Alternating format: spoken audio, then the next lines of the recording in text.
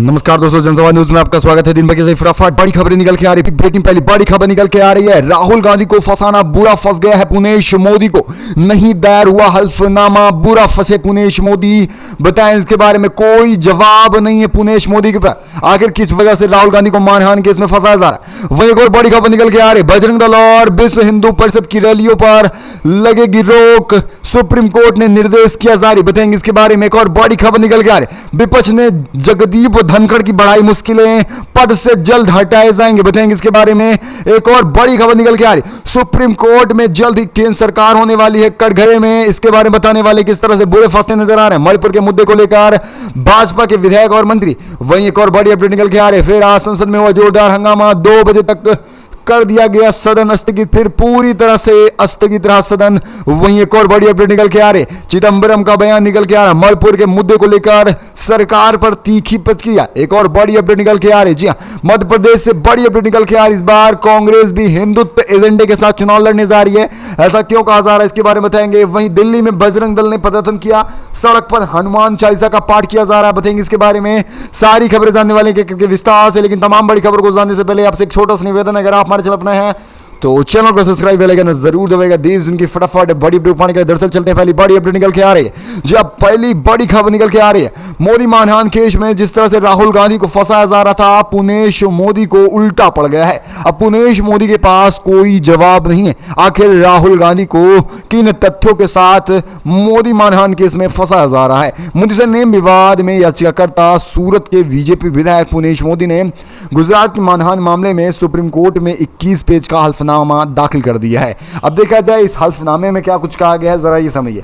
पुनेश मोदी अपने हल्फनामे में लिखा है कि राहुल गांधी ने भाषण में जो वीडियोग्राफी हुई है उन दलीलों को साबूत मानते हुए अदालत में पेश किया गया है। लिहाजा सुप्रीम कोर्ट को निचली अदालत से पारित आदेश को बदलने की जरूरत नहीं है, क्योंकि फैसला मजबूत तर्कों के साथ दिया जा रहा है। हाई कोर्ट का फैसला अब न्याय को ठेस पहुंचा सकता है, क्योंकि पूरी तरह से जिस तरह से राहुल गांधी को फंसाया गया है, कहीं ना कहीं वो निचली अदालतों के फैसले को ठुकरा देंगे।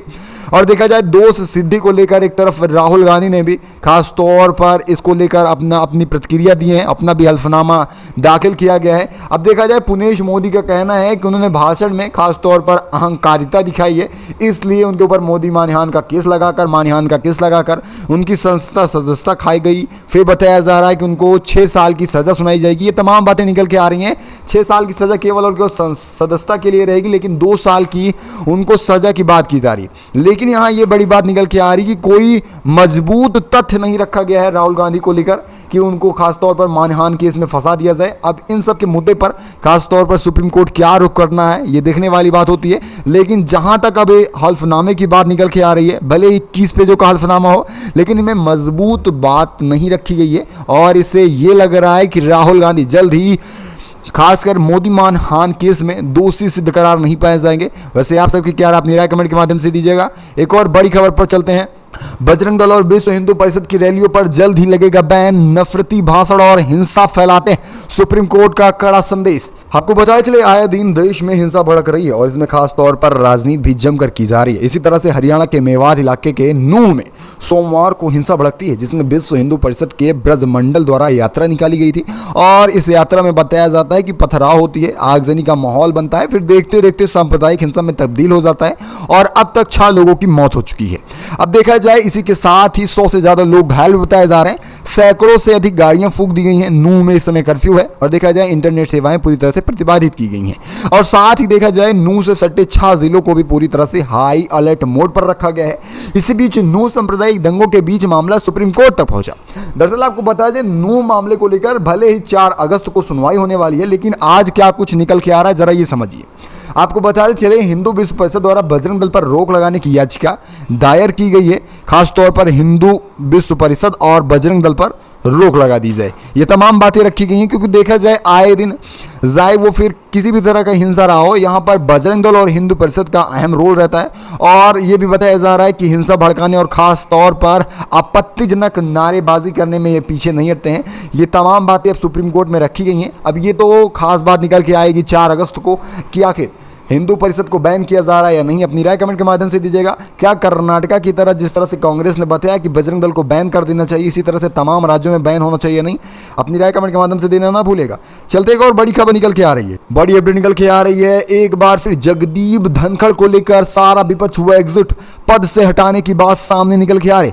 मणिपुर हिंसा मामले में विपक्ष ने लोकसभा के अविश्वास प्रस्ताव का नोटिस दे रखा है, जिस पर 8 अगस्त को चर्चा होने की संभावनाएं जताई जा रही हैं। लेकिन विपक्ष इंडिया गठबंधन सिर्फ मोदी सरकार से ही नाखुश नहीं है, वह देश के उपराष्ट्रपति यानी कि राज्यसभा के सभापति जगदीप धनखड़ से भी खुश नहीं है और उन्हें हटाने की सारी संभावनाएं तलाशी जा रही हैं। सूत्रों की माने तो विपक्षी टीम इंडिया के कुछ सहयोगी राज्यसभा के सभापति जगदीप धनखड़ के खिलाफ अविश्वास प्रस्ताव लाना चाहते हैं।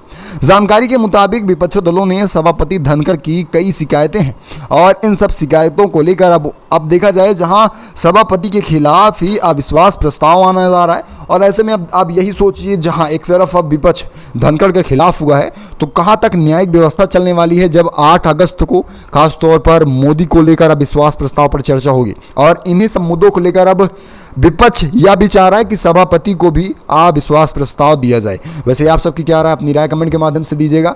चलते हैं एक और बड़ी खबर निकल के आ रही है। जी हाँ, मणिपुर मुद्दे को लेकर जल्द ही सुप्रीम कोर्ट के कटघरे में जाएगी बीजेपी सरकार। सुप्रीम कोर्ट जा रहे हैं डीजीपी मणिपुर मुद्दे को लेकर। सुप्रीम कोर्ट ने मंगलवार को निर्देश दिया कि मणिपुर के डीजीपी सोमवार दोपहर 2 बजे अगली सुनवाई के लिए अदालत में उपस्थित रहेंगे। अदालत को जवाब देने में स्थिति बनाए रखी जाएगी। वहीं देखा जाए, 2 महिलाओं के न्यूड परेड का मामला जैसे ही निकल के आता है वैसे ही सुप्रीम कोर्ट सख्ती में आता है, एफआईआर दर्ज होता है। और देखा जाए, खास तौर पर अब ना तो राज्य सरकार की चलने वाली है और ना ही केंद्र सरकार की। अब इसीलिए बीजेपी सरकार भी परेशान है और खास तौर पर एन वीरेन की भी मुश्किलें बढ़ रही हैं। एन वीरेन की मुश्किलें खास तौर पर मुख्य न्यायाधीश डीवाई चंद्रचूड़ की अध्यक्षता वाली पीठ से बढ़ रही है। इसकी सबसे बड़ी वजह है कि अब सारा जवाब बीजेपी के नेता मंत्रियों से होने वाला है। जल्दी कटघरे में दिखेंगे एन वीरेन आपको। अभी तो देखा जाए, मणिपुर में तत्काल डीजीपी जो हैं उनको खास तौर पर तलब किया गया है, क्योंकि जिस तरह से उन्होंने बताया, खास तौर पर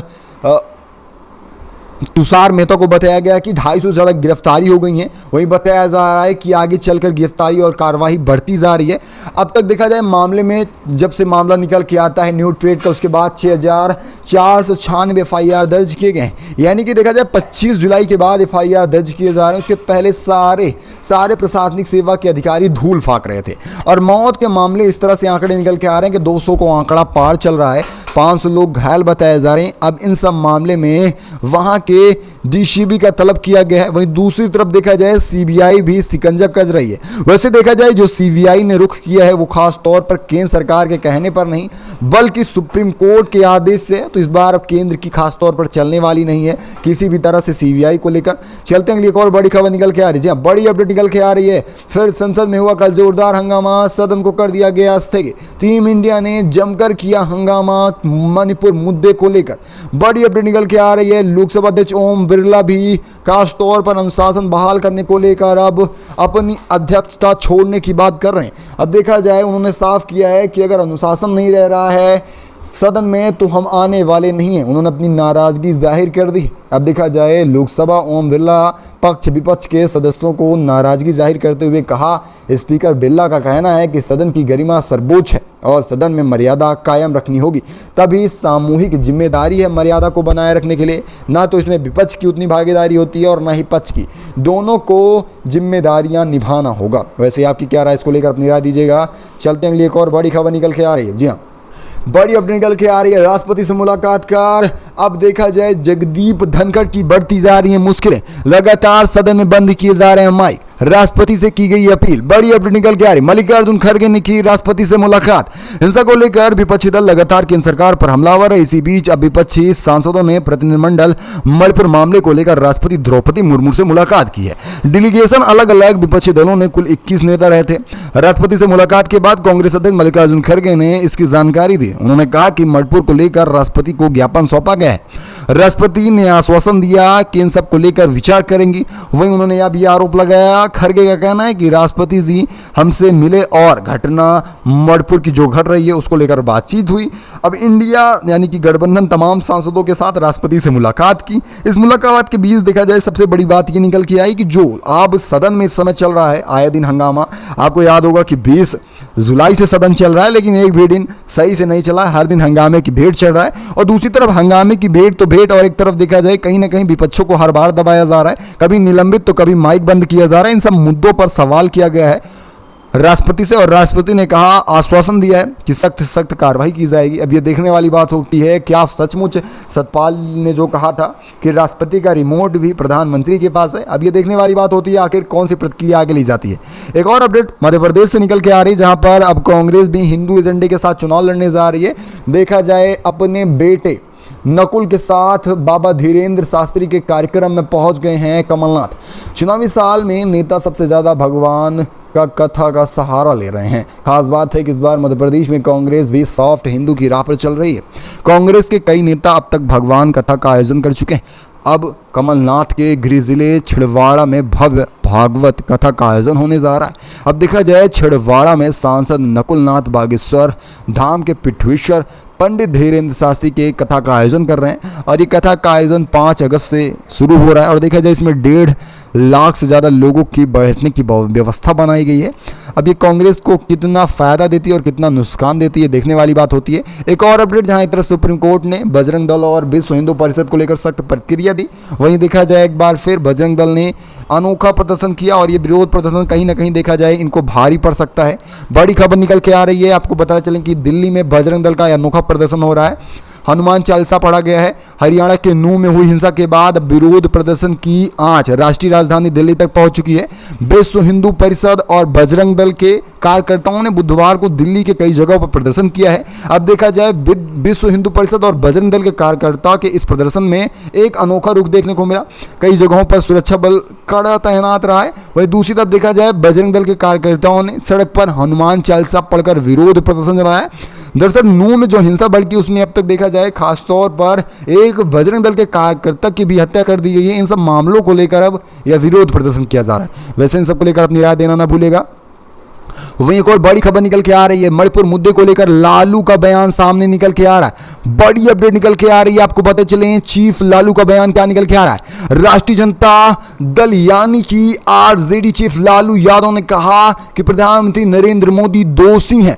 बड़ी अपडेट निकल के आ रही है, प्रधानमंत्री के ऊपर बड़ा आरोप लगाया जा रहा है, प्रधानमंत्री को सीधा दोषी करार दिया जा रहा है। उन्होंने कहा सांसदों ने मणिपुर पर चर्चा की शुरुआत की, लेकिन वहीं दूसरी तरफ प्रधानमंत्री चर्चा करने को तैयार नहीं है। मणिपुर में जो हिंसा हुई है उसमें कहीं ना कहीं बीजेपी का अहम रोल बताया जा रहा है। वैसे इन सब को लेकर आपकी क्या राय है? क्या जो हिंसा भड़की इसमें अहम रोल खासतौर पर देखा जाए तो प्रधानमंत्री का है? प्रधानमंत्री ने अभी तक कोई भी बयान नहीं दिया वैसे देखा जाए और न ही कोई टिप्पणी की है, केवल 35 सेकंड का उनका बयान रहा था। उसके बाद फिर से अपने चुनावी कैंपेन में लग गए हैं। केवल उनका एक एजेंडा है किसी तरह से सत्ता में आ जाए और इन सब के लिए वो कुछ भी करने को तैयार है। और देखा जाए अभी 2 दिन पहले जिस तरह से सतपाल मलिक का बयान निकल के आता है, सतपाल मलिक का कहना था कि प्रधानमंत्री चुनाव जीतने के लिए कुछ भी करने को तैयार हैं। वो पुलवामा जैसा अटैक फिर से करा सकते हैं और हरियाणा के नूह और मेवात में जो कुछ हो रहा है इन सबको देखकर यही लग रहा है कि ये सब सत्ता पाने के लिए प्रधानमंत्री कुछ भी कर सकते हैं। और मणिपुर में जो हो रहा है वो किसी से छुपा नहीं है, यानी कि देखा जाए सत्ता पाने के लिए भाजपा सब कुछ करने को तैयार है। ये बात सच होती जा रही है। वैसे इन सब को लेकर आपकी क्या राय है? और देखा जाए बीजेपी राजनीति को भुनाने के लिए कोई भी पैतरे छोड़ने वाली नहीं है। अच्छा, एक और बड़ी खबर निकल के आ रही है, अखिलेश यादव ने कौशाम्बी का वीडियो शेयर करते हुए फिर से योगी सरकार पर कसा तंज, कहा साढ़ समाचार सुनिए। बड़ी खबर निकल के आ रही, समाजवादी पार्टी के अध्यक्ष अखिलेश यादव अक्सर आवारा पशुओं और साड़ों को लेकर मुख्यमंत्री योगी आदित्यनाथ पर हमला करते रहते हैं। इसी तरह से बुधवार को एक बार फिर से कौशाम्बी की घटना का वीडियो शेयर किया गया है जिसमें यूपी सरकार पर तंज कसा गया। इस वीडियो में सड़क मार्ग पर सड़कों के बीच लड़ाई हो रही थी और देखा जाए कैसे 2 बाइक सवार दुर्घटना का शिकार हो जाते हैं। ये सब दिखाया जा रहा है। इस वीडियो से जरिए यह बताया जा रहा है कि समाचार कौन सा है, साढ़ समाचार बताया जा रहा है और ये खुद अखिलेश यादव ने ट्वीट किया। जरा देखिए आप सब वीडियो। वैसे आप सबकी क्या राय इसको लेकर अपनी राय कमेंट के माध्यम से दीजिएगा। इस खास बुलेटिन बस इतना ही, मिलेंगे आपको अगली बड़ी अपडेट के साथ।